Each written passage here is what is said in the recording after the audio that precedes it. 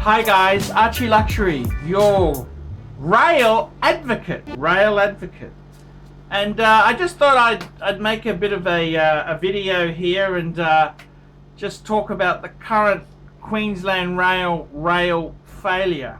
And I got to tell you, there's been a lot of talk in the papers about new drivers. They're training drivers up, and they're doing this, doing that, and something that nobody has touched on is the fact that if you look at the number of drivers that QR had in October 2016, when I released the leaks that rocked QR,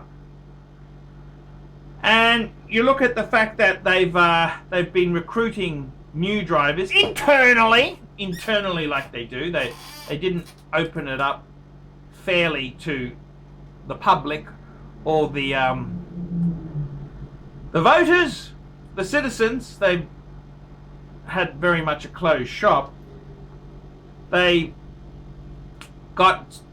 recruited drivers, and then you take away people who've resigned, retired, got the sack, been jailed as drivers. And did you know we really haven't got a mass of new drivers in front? We're kind of where we started in October 2016. We haven't really got this big mass of new drivers. We probably snafu situation normal.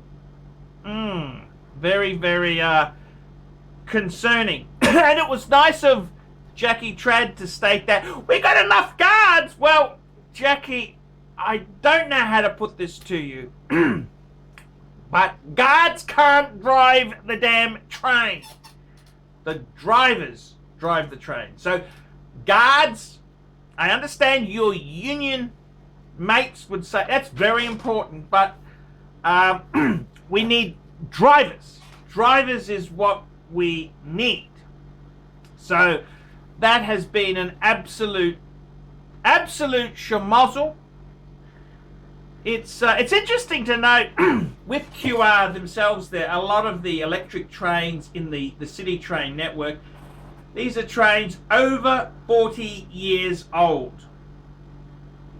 Over 40 years old. This is the technology that they're spruiking. This is the sort of stuff when Don Lane was the transport minister.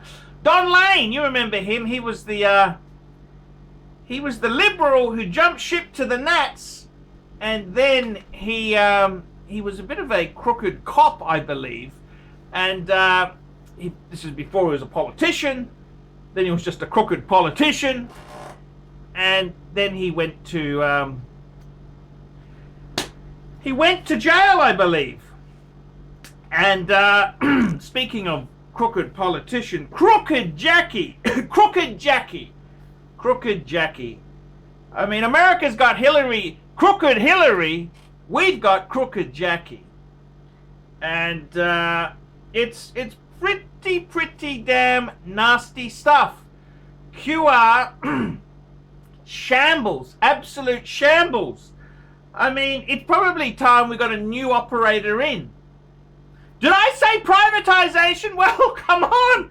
When the state can't run a resource, when they do such a bad job, maybe it needs to be private. I mean, I'm not for privatization. I'm not against it. I'm just saying we've got a situation where it's so bad. It should be pretty clear the current system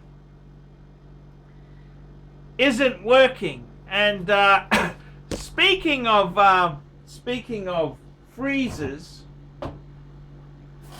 when is QR going to stop blaming Australian fauna for rail outages? I mean, do you really believe a bat stopped the network? A bat? A possum? Now, let me explain to you physics.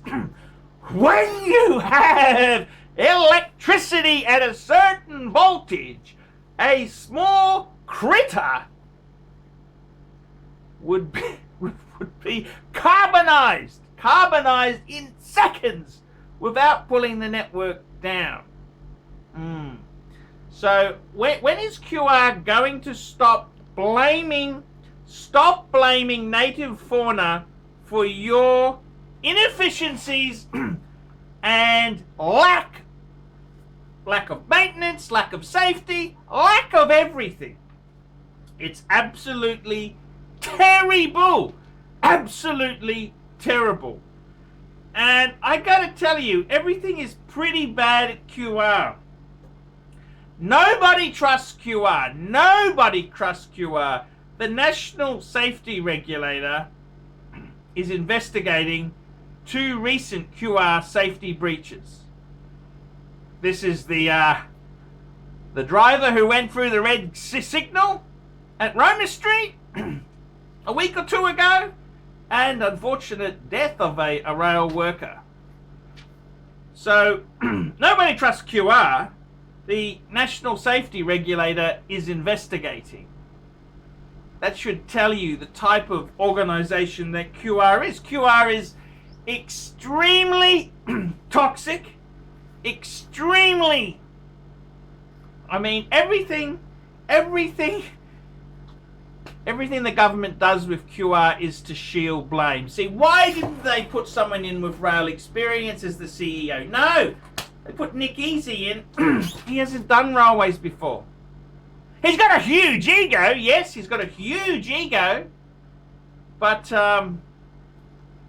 hasn't done rail before. Perfect a scapegoat, Jackie, wouldn't you say? So I just wanted to make this video here is that I'm not going away, I'm not scared, I'm not hiding. I am going to be exposing the rot that's at QR. Exposing the rot. I'm here as a rail advocate. I want to see a railway that works.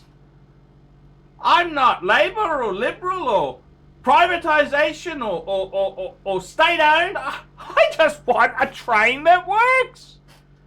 Take the politics out. I hate both sides. But this is a joke. This is an absolute joke.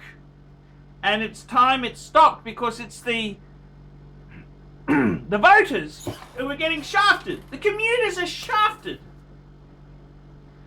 It's time this matter was over. Let's get the thing working. It's time for Nick Easy to go. It's time to have a massive overhaul. This system is just rotten to the core.